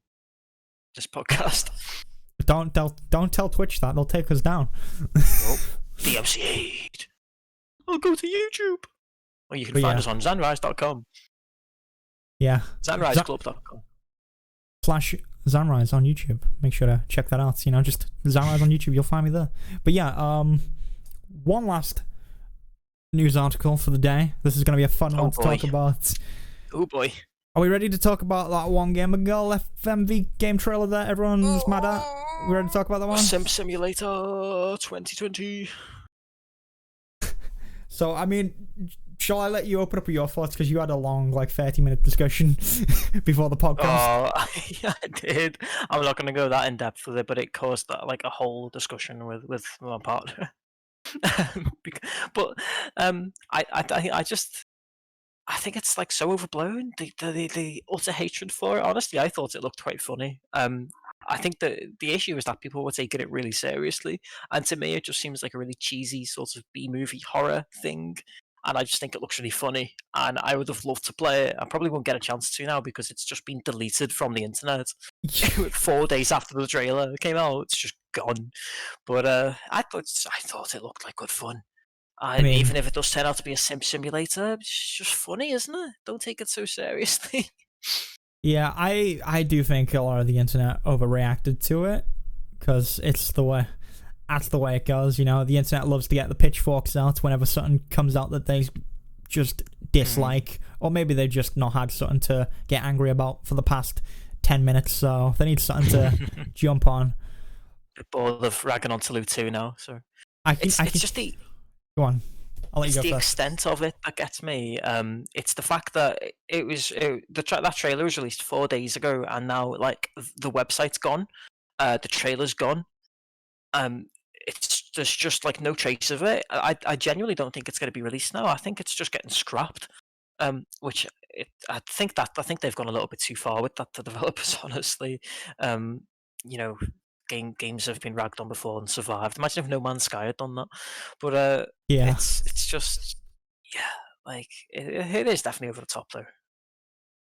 Yeah, I get that for some people maybe it's too real, in some sense. Yeah, but yeah, that's definitely part of the problem. Let's be real. I think maybe just calling it Gamer Girl is what upset people. People like this is not what represents me. Something like that. Sure, that was a good idea. Yeah, but I think that was a big issue with it. I think to a degree it does have some similarities to female streamers on Twitch. I think they do experience a lot of stuff like that, and you do get when it comes to mods, you do get some mods in female streamers chats, and I guess it happens to male streamers as well. But female streamers especially, you get like very creepy mods who So there was, you know what? There was also a tweet about this that I followed up on. I think it was actually Vampire that tweeted out something about mods being creepy, and then I followed up, and then she ended up retweeting that because, you know, I'd spoke about, because I can't say I've got some experience with it, not on my own channel, but yeah, there's streamers who are maybe like, especially when it comes to small streamers, there's, you know, people that come in with the intention of, you know, this will be my internet GF. I will make this happen, and then they'll donate a lot of money. They'll maybe throw in a lot of bits. They'll maybe be a very loyal viewer and hang around all the time. So that person feels like, well, I guess I'll mod them because, you know, they're always here. They're always, I guess they'll help. And then, you know, they feel compelled to please these mods in a way. Mm. And that is a thing that happens on Twitch, unfortunately.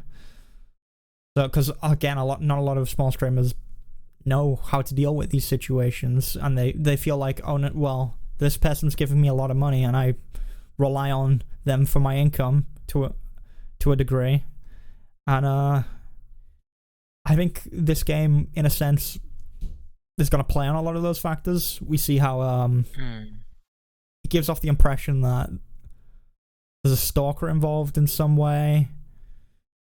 I don't know. There's a lot of like creepy stuff going on, and you know, maybe that's upset some people. but at the same time, the moderator isn't the stalker, and I think people have made a leap here, where people have associated it with those situations where there's been creepy moderators. But in this situation, you're playing as a moderator who just kind of acts as a friend. But there are also branching trees. You can have whatever ending you want, Tef. You could get with the streamer in the end. That's true. Oh god, oh no! I hope that's not a thing. I feel like that's gonna. Know now. We might never know, but I feel like that is one of the branching paths. And there's gonna be that, like, those creepy mods that are like, finally, this is the game I've been waiting for. Finally, I can find out how to do it. I've been trying all these years. That's true. I guess it could go that way. It might just go full visual novel, and just have a route where you can just get with them. And I hope not. I didn't get that impression from the trailer, but other people did. Maybe I just missed the point. I don't know. Maybe I'm the one who's wrong here. I think maybe because that impression, but I can come from the side of, I've been streaming on Twitch for a while, and I've been involved in things that have related to stuff like this, so I've got some experience in understanding where those people would be coming from. Because again, like, being a female on even any platform, honestly, is very difficult, streaming especially.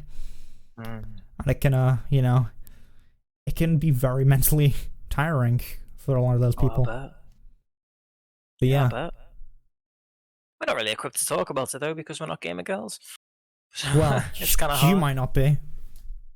I mean, you can flick your hair better. You could just. I can't really flick my hair, but you can. Oh, okay. Ooh, TOS. Stop that. Says Mr. Two Buttons Undone. Listen, it's hot in here, okay? But yeah, it's an interesting one. I'm kind of curious what your whole 30-minute conversation thing was. Like, what? Oh no, I don't want to even get into it here. It was mostly about Belle Delphine, to be honest. Okay. And the bathwater. Yeah. No. But yeah, I mean, hey, maybe there's a bathwater ending. Oh god. Yeah, no, I won't discuss that here, because that will keep us like 30 minutes, honestly. But and it was. I don't want to like accidentally say the wrong thing either, because you have to tread carefully with this sort of thing, because it basically comes down to a feminism debate, doesn't it? And I don't want to like get misconstrued. I don't know. I'm very good at saying the wrong thing when I'm like saying something that doesn't. I'm not good at getting my words out. Basically, it's why I write things down. I'm not good at. That's why we do a whole podcast where we talk. Just spew out words. But yeah, I don't know. I feel like you don't really need to get into any sort of feminist debate side of things with it. I honestly think it's just a case of female streamers do have it hard. Maybe calling it gamer girl is not the thing. That was definitely a bad move. I mean, yeah, they shouldn't have called it gamer girl. That does come across as insulting, definitely. Yeah, it just looks very silly. Like, hey, let's just meme out this thing. Some college project that they put together or something, you know. But it looks like it could have been goofy fun if it came out. Again, I do see the concerns of this is very creepy to a degree, but I don't know. It's hard to tell unless you actually play it and see how it's going to handle all that sort of thing, but we won't see now how it handles the subject matter. So I just got the impression that it was kind of tongue-in-cheek and cheesy, but I can understand why people would think that it might be taking itself too seriously as well. Like, I guess like there's some parallels to like Yandere Simulator, which did kind of was a little bit too serious about its own subject matter, maybe. But I think that is still being developed, but no one cares anymore. Dairy Simulator. You're not aware of it? Wasn't that like a 3D game with a girl with pink hair and she just like slashed people up? Yeah, so it never came out. It's still like in development. It's one guy making it. It's you play as like a obsessive I thought that was out. girlfriend. Yeah. No. It's I don't think it's ever going to come about, honestly. But yeah, got a lot of bad press because you play as like an obsessive girlfriend who kills all the potential partners for your husbando. Husbando. Husbando. Yeah, I mean, again, I think it's blown out of proportion. I don't know, maybe, I'm not a gamer girl, you're not a gamer girl, we don't have that perspective on the podcast. Maybe we need to get a gamer girl on. Maybe we do. Are there any gamer girls in the chat? Quick. But yeah, I don't know, I don't think it's too big of a deal. But yeah, that's all we really got to talk about this week, honestly. Yeah, suits me fine. I saw... Sick of it anyway. I did see some people drawing parallels to Super Seducer as well. Just want to throw that out there. But Super Seducer, I don't know. Super Seducer was a different thing. That was definitely... I think the first one especially was a bit more just insulting. It seems like it was just straight up insult. The second one looked like it didn't take itself. It was being a bit more silly in the second one, from what I saw. But a lot of people get upset about that as well. Seducer. I mean, yeah, Super Seducer, I think, was more blatantly misogynistic. Yeah. Like, Game Girl doesn't give that impression off outside of, like, the name, I guess. That's the thing. The trailer did not give me that impression at all, but it might go that way. There are little hints that I could be going that way, like the title. So, but we had like 2 minutes to go off, and we probably will never see any more of it. So, I mean, yeah, maybe it comes out at some point. Like, the trailers are still out there. They're gonna be, if it's on the internet, it's forever there. We'll forever have the trailer. Will it come out? Who knows? Maybe they'll make some changes. Maybe they'll come back and what if they make a male version of it? Maybe you can choose your streamer. Choose your streamer. You get the what is the male equivalent of gamer girl, gamer guy? Gamer guy doesn't really have that. Doesn't really ring as well, It's not bad. It's still iterates. It's fine. Yeah, it works. But yeah, I feel like that's all we've really got to talk about this week. We are just about to hit the 2-hour mark, so once again, it may have looked like it might have been a short podcast, but we did it. We somehow managed to ramble out to 2 hours. Oh, actually, sorry. There's one more thing about Gamer Girl that we didn't touch on, and I think it's important that we do need to mention it.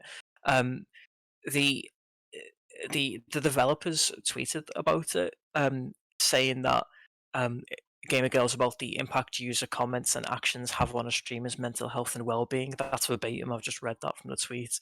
I think that's important because I think people took issue with that too, saying it's clearly not, and getting like kind of angry about it. But that is another thing that makes me think that it's not meant to be a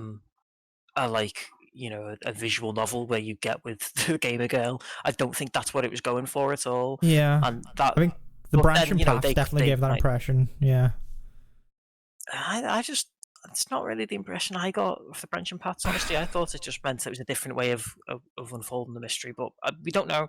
It's hard to tell, and we don't even know.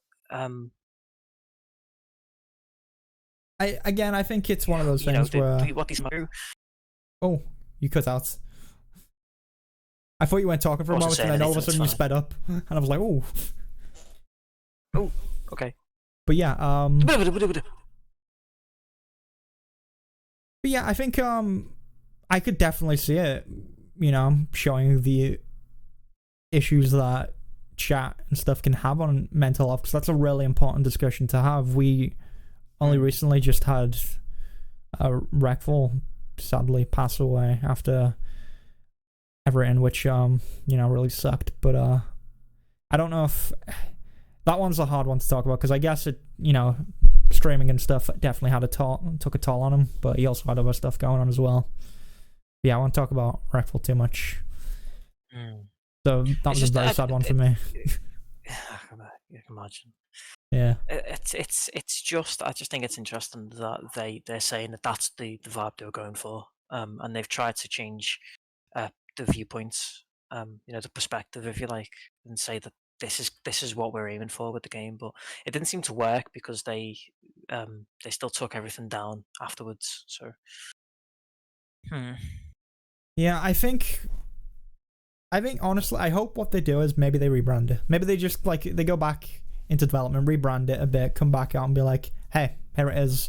This is, we want to focus on streamer mental health and the effect that maybe just like internet culture in general can have on a person, because it's not something that's really spoken about a lot. And when people do speak about it, people on the internet get upset if it's like, well, you just make videos and play video games on the internet. You're so privileged. Pitchfork. People get upset at people for being like, you know what, it's took a mental toll on me recently. And that, I don't think it's as bad as it used to be, but like back in the day, people get really riled up over that stuff. They probably still do now. I've not seen anyone say they're going to take a break in a while. No, I can't think of anyone actually. Not from like Twitch or YouTube, certainly not. People take breaks from Twitter all the time. I don't blame them. Yeah. But yeah, no, I suppose it's not as bad. Which is nice, I guess. But yeah, so I mean, yeah, no. Hopefully they do come back and do it again and show off that side of things, because I assume that's how it's gonna work. It did feel a little weird watching the trailer, and the way they like talk to you in that, it felt weird. But hey, who knows how they'll do it. I'm definitely gonna have to watch it again after that discussion, and maybe that's changed how I view it now. Maybe I just missed something there. I'm trying to think, because they like it has like the thing where it looks like, oh no, there's a stalker. Maybe it's like there's a ever increasing sense of paranoia or something throughout the game, something that comes into play like that. I will look into it further. Maybe I'll have more things to say about it next week. Who knows? But yeah, I guess that's all we can really say. And maybe if you want to follow up next week, we can talk about it more and stuff. But yeah, cool. I think that's us, isn't it? I can't believe we dragged that out for 2 hours. Yeah, we're already 2 hours now. So good at this. So good at rambling. Yes. Some stuff in chat I kind of want to address, but I feel like we don't do that on the podcast. That's fine. I'll like respond in chat. Faux pas. But yeah, Tef, where can they find you? Where can the people go to find the Big T himself? Well, the people can find me on twitter.com/Teffers, where I love the people and the people love me. That's about it. I've not written anything new because can't be arsed, but there's a pinned tweet on there for the last article that I did. Yeah, go follow me out there. Be toxic, because that's Twitter. Be horrible to me. That's what it's all about, after all. And I'll spread the hatred myself. Keep a good back and forth going. Yeah, yeah, that's it. Make sure you're punching up. Punching up the game industry. Yeah, just punch everything. Why not? That's fine. But yeah, that's basically the only place to find me. Whereas you are on plenty of platforms. Yeah, so I mean, if you don't know me, which if you're here, you probably do. I'm Zanrise on Twitch, Zanrise on YouTube, Zangames on Twitter, and The Real Zanrise on Instagram. So yeah, that is me. And yeah, thank you for watching, everyone. Thank you for joining me, Tef, on the 10th episode of the podcast. We've not been cancelled yet. That's right. Will we make it to 20? Will we make it to 100? 100's the big goal, but that's the pipe dream, Will we get there? I don't know, man. I feel like it might have to be some self-sabotage if we're getting that close. About 98 or so, I might just start getting extremely racist. We'll get to like 99, and then, maybe we'll have like 99.1, 99.2. We'll slowly build it up. Build the hype. Yeah. Gotta have some big hype if we're ever getting 100. And then the big 100th episode will get absolutely cancelled. Yeah. You'll just say words that shouldn't be said, and then that'll be it. That'll be my my Twitch career, if you can call it that, over. I'll just say whatever will wind up the internet the most at that moment in time. I'll just like I say I support Amber Heard or Amber Rudd or all the Ambers. No one likes any Ambers these days. All right, I don't know who that is, but hopefully no one clips that out of context. Didn't even think of that. Yeah, hey, that's the internet. Fine. Anyway, thanks for watching, everyone. Thanks for joining us, and we'll be back next Monday, with all that sweet gaming news. But now, for now, bonsoir, everyone. Bonsoir.